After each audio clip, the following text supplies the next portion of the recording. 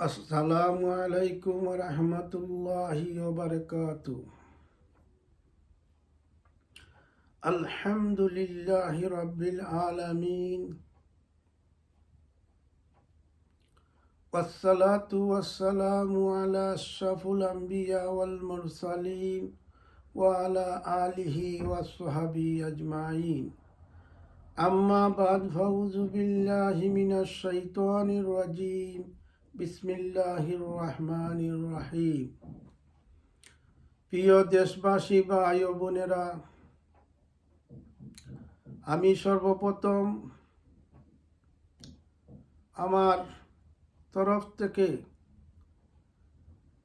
আন্তরিক শুভেচ্ছা মুবারকবাদ জানাচ্ছি আমাদের দেশের সরকার যেইভাবে আমাদের ছেলেমেয়েদেরকে ওপেন গুলি করে মারা হয়েছে, তারা সামনে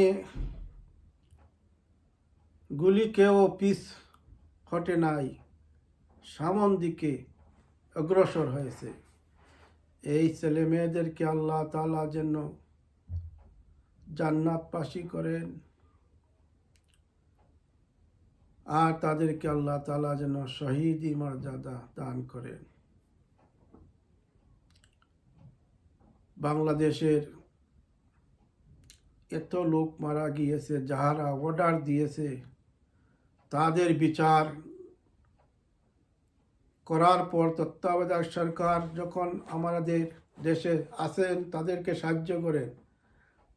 ওদের বিচার প্রথম করার পর অন্য কিছু মনে মনে চিন্তা ভাবনা করবেন। বর্তমানে নির্বাচন দেওয়ার আগে ওদের বিচার করা হোক। যারা মেরেছে তাদের যত সম্পত্তি আছে সবগুলা সরকারের খাজানার মধ্যে নিয়ে আসেন। যারা এমপি মিনিস্টাররা অবৈধভাবে টাকা অর্জন করেছে, তাদের সবগুলা সরকারের আন্ডারে নিয়ে আনা হোক। আর আইনগুলা পাস করিয়ে রাখুন। এমপি মিনিস্টার, প্রাইম মিনিস্টার, যে যেন চেয়ারম্যান, উপজেলা চেয়ারম্যান, তাদের সবার যখন নির্বাচনে দাঁড়াইবেন তখন তাদের সম্পত্তি কী ছিল, কত টাকা তাদের ব্যাংকে আছে, কত একটু জায়গা আছে, তার আত্মীয় স্বজনের মধ্যে কার কিছু আছে কি না, সবগুলা লিখে রাখবে। তারপর প্রতি 2 বছর পর পর তাদেরকে চেক করা হবে তারা কি আবারও দুর্নীতি করে টাকা অর্জন করতেছে। পুলিশ বাহিনী যখন ভর্তি হবে, তাদের সর্বপ্রথম কত টাকা ব্যাংকে আছে, বাবার কি কি আছে, সবগুলা ফর্মের মধ্যে ফিল আপ করে প্রতি 5 বছর পর্যন্ত একটি বাহিনী দিয়ে চেক করবেন তারা কত টাকা কামাই করেছে। আর ঘুষ সুদ এইগুলা তো যারা বিরত থাকবে তাদেরকে ভোট দিবে। একজন দেশের ব্যক্তি কখনো মিথ্যা কথা বলে না, সব সময় সে ভালো কাজ করে, তার মধ্যে কোনো গরিব দুঃখীর সাহায্য করে, তাকে ভোট দিবে, নির্বাচিত করবে। আমাদের শাপলা চত্বরের যত আলিম উলামাদেরকে মেরেছে এই হাসিনা সরকার, নিরীহ ছেলেমেয়েদেরকে কিভাবে হত্যা করেছে রাতের বেলায়, কত ছেলেমেয়ে মারা গিয়েছে আমরা তো নিউজের মধ্যে দেখতেছি। লাশগুলা ফেলিয়ে রাখতেছে, তারপর টাক দিয়ে তুলে কোথায় যে নিয়ে তাদেরকে গায়েব করেছে। আর আমাদের ছোট্ট ছোট্ট সোনামণিরা, স্কুলের ছাত্ররা শেষ পর্যন্ত কত লোক মেরেছে, 500-র ঊর্ধ্বে। আমাদের সবার বিচার চাই। আমরা প্রবাসে লন্ডন থেকে আমরা অনুরোধ করতেছি, তাদের বিচার করার পর নির্বাচন দিবে। আর একটা কথা বলবো, নির্বাচনের আগে একটি জিনিস আপনারা করেন, যে সরকার দুইবার প্রাইম মিনিস্টার হওয়ার পর আর কোনো দাঁড়াইতে পারিবে না। দুইবারের প্রাইম মিনিস্টার হওয়ার পর আর কোনো কিছুতে দাঁড়াতে পারবেন না। তার সবগুলা বাংলাদেশের মধ্যে তাই প্রাইম মিনিস্টার দুইবার হয়েছেন, তারপর 3বার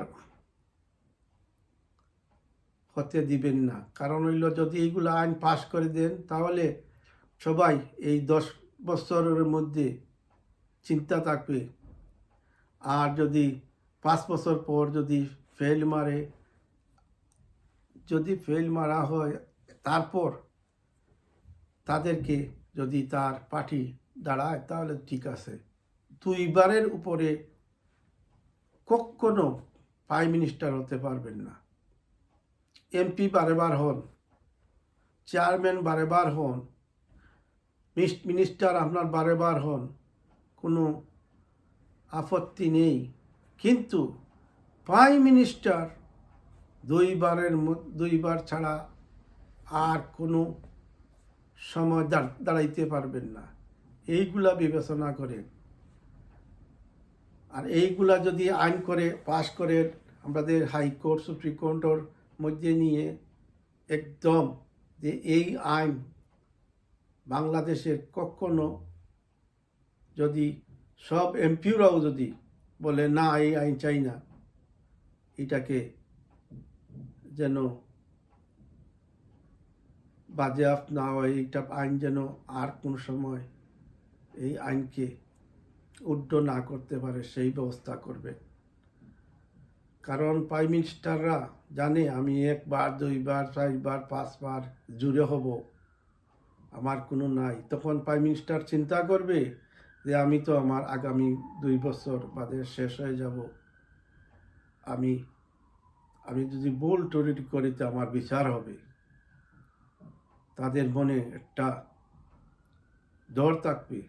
এমপিরাও তাদের ম্যাডাম ম্যাডাম ম্যাডাম করবে না, পাওয়াদরি সালাম করবে না, তেল মানজিবে না। কারণ প্রাইম মিনিস্টার 2বারের উপর 3বার হতে পারবেন না। এই আইনটা করেন, ইনশাআল্লাহ দেখবেন আমাদের দেশের পরিস্থিতি আরো উন্নত হবে।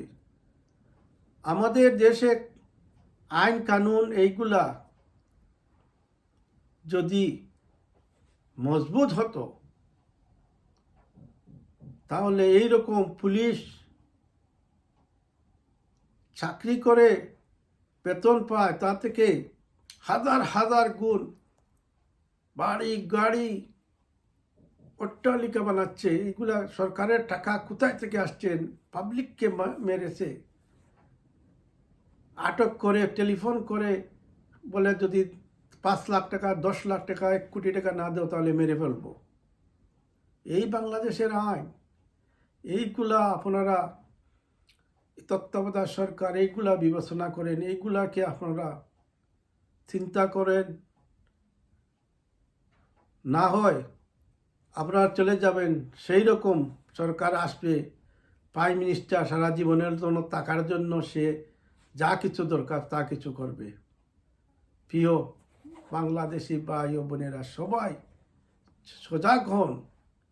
আর 2 টার্মের মধ্যে আর 3য়বার দাঁড়ানোর কোনো সুযোগ না রাখুন। ইনশাআল্লাহ আমাদের দেশ সুখী হবে, ভালো হবে, এই কামনা করি। সবার প্রতি আবারও আন্তরিক শুভেচ্ছা, মুবারকবাদ রইল। লন্ডন থেকে শেখ আতাউর রহমান। আবারও আসসালামু আলাইকুম ওয়া রাহমাতুল্লাহি ওয়া বারাকাতুহু।